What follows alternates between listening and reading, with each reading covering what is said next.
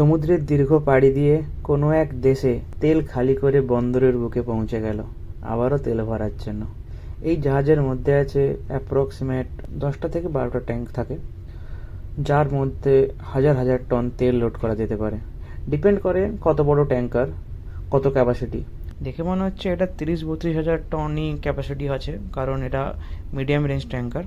আর এর লেন্থ 180 থেকে 220-220 মিটার তক এতটা হয়। আর ওই যে দেখা যাচ্ছে ওপরে কাঁচ ঘেরা, ওইটা হচ্ছে ব্রিজ, যেখান থেকে জাহাজকে নিয়ন্ত্রণ করা যায়, কন্ট্রোল করা হয়। আর পাশে দেখতে পাচ্ছ পাইলটস আরও ব্রিজ ভেঙে দাঁড়িয়ে জাহাজকে নিয়ন্ত্রণ করছে, কন্ট্রোল করছে, যাতে নিরাপদভাবে পোর্টে ঢোকানো যায়।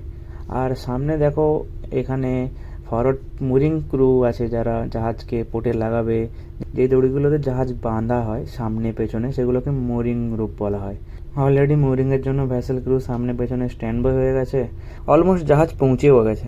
সো আমার ভিডিওগুলো কেমন লাগে তোমাদের অবশ্যই জানিও কমেন্ট করে আমায়।